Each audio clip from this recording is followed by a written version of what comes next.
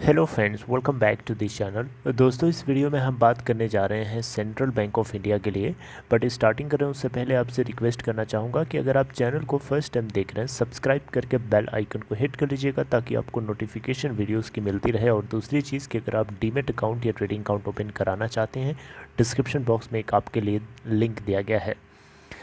दोस्तों, सबसे पहले हम सेंट्रल बैंक ऑफ इंडिया के कल के दिन क्या सिचुएशन है देखिए। कल 22.70 पे ओपन होने के बाद 24 का हाई बना डालता है और 22.65 का लो भी बनाता है। और ये जो हाई आप देख रहे हैं 24 का, ये मार्केट के बिल्कुल एंड टाइम में बनाया था। 23.60 के ऊपर बंद भी हुआ। 1,89,71,424 टोटल वॉल्यूम जनरेट हुआ। मार्केट कैप है इस कंपनी की 20,487 करोड़ रुपए। इसका 52 वीक लो 10.70 का है और हाई है दोस्तों 29.65 का। सेंट्रल बैंक ऑफ इंडिया के Q2 के अर्निंग्स कल रिलीज़ कर दी गई। शायद इसी की वजह से आपने देखा एंड मोमेंट में अचानक इसमें स्पाइक बनता हुआ दिखाई दिया। आइए डिस्कस करते हैं वन बाय वन छोटी सी वीडियो के जरिए।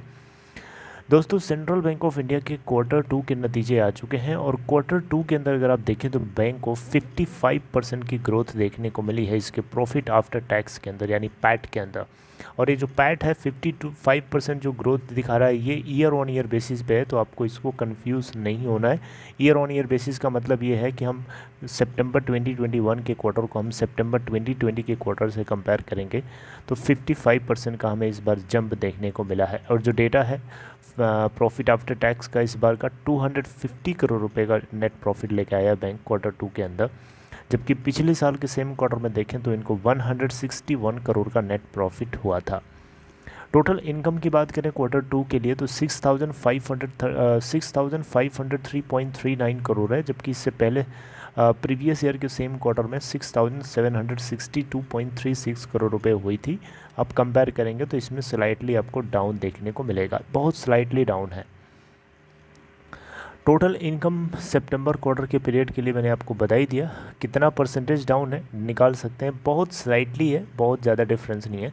अब बात करते हैं नेक्स्ट पैरामीटर की जल्दी से। NII, net interest income, bank की कोर इनकम होती है जो बैंक कमाई करता है अपने ब्याज की बदौलत जो कमाई होती है उसी को हम बोलते हैं नेट इंटरेस्ट इनकम। यानी नेट इंटरेस्ट इनकम एक तरीके से डिफरेंस है income earn minus income expanded, right. तो जो बैंक के हाथ में बचता है फाइनली उसे हम नेट इंटरेस्ट इनकम बोलते हैं। और इस बार बैंक को 5.99% से इनकम इनकी ग्रोथ होती हुई दिखाई दी है। और जो टोटल डेटा है इस बार इनका 2,495 करोड़ रुपए का, यानी इस बार इनको Q2 के अंदर 2,495 करोड़ रुपए की नेट इंटरेस्ट इनकम गेन हुई है, जबकि प्रीवियस ईयर के सेम क्वार्टर में 2,354 करोड़ रुपए की नेट इंटरेस्ट इनकम गेन हुई थी। कंपेयर करेंगे तो 5.99% का राइज। नेट इंटरेस्ट मार्जिन की बात करें यानी NIM की बात करें, निम की बात करें तो निम भी एक बहुत ही इंपॉर्टेंट पैरामीटर होता है, एक रेशियो होता है बेसिकली। इस बार निम इनका 3.36% निकल के आता है, जबकि प्रीवियस ईयर के सेम पीरियड के लिए 3.21% निकल के आया था। आप देख सकते हैं ICICI बैंक का जो नेट इंटरेस्ट मार्जिन Q2 के लिए निकल के आया था 4 के आसपास निकल के आया था और ये बिल्कुल उसके क्लोज है। इट मीन्स कि नेट इंटरेस्ट मार्जिन का बढ़ना बैंक के लिए बहुत एक अच्छी बात होती है, बहुत अच्छी बात होती है, बहुत अच्छी नहीं बहुत अच्छी बात होती है। अब देख सकते हैं कंपैरेटिवली 15 बेसिस पॉइंट से राइज कर गया है। एसेट क्वालिटी की बात करें दोस्तों तो बैंक के एसेट क्वालिटी, एसेट का मतलब होता है बैंक जो लोन बांटता है, लोन ही उसकी एसेट है। लोन की क्वालिटी का मतलब कि लोन रिकवरी कितनी तेज़ी से हो रही है, that is called asset quality. तो एसेट क्वालिटी GNPA और NNPA दो तरीके से देखी जाती है। तो हम पहले बात करते हैं नेट नॉन परफॉर्मिंग एसेट्स यानी NNPA की बात करें तो इनको 4.51% रिड्यूस होकर के दिखाई दिया, जबकि इससे पहले 5.6% का हुआ करता था प्रीवियस ईयर के सेम क्वार्टर में। GNPA 15.52% निकल के आया इस बार, जबकि इससे पहले सितंबर 2020 में 17.36% निकल के आया था। कॉस्ट ऑफ डिपॉजिट की बात करें तो बैंक की जो इस बार कॉस्ट ऑफ डिपॉजिट है उसके अंदर भी हमें गिरावट देखने को मिली है। 3.84% निकल के आता है, जबकि इससे पहले 4.45% हुआ करता था।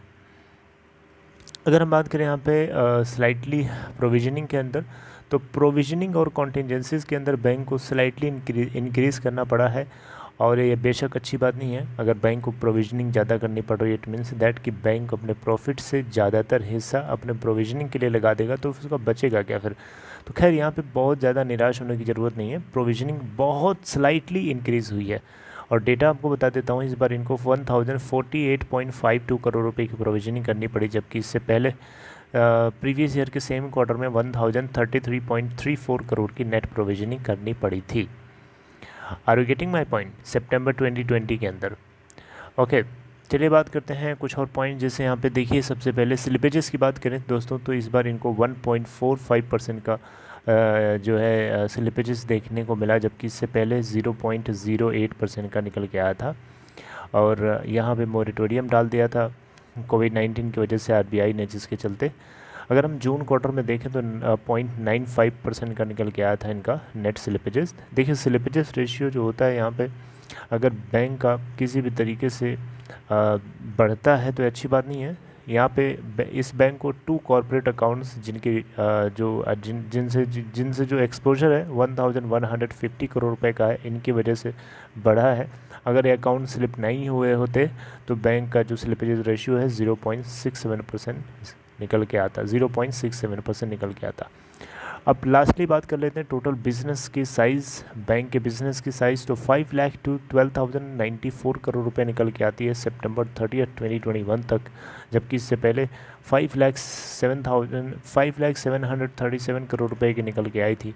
आप देख सकते हैं YOY बेसिस पे 11,357 करोड़ रुपए की इसमें बिजनेस साइज़ के अंदर ग्रोथ हुई है।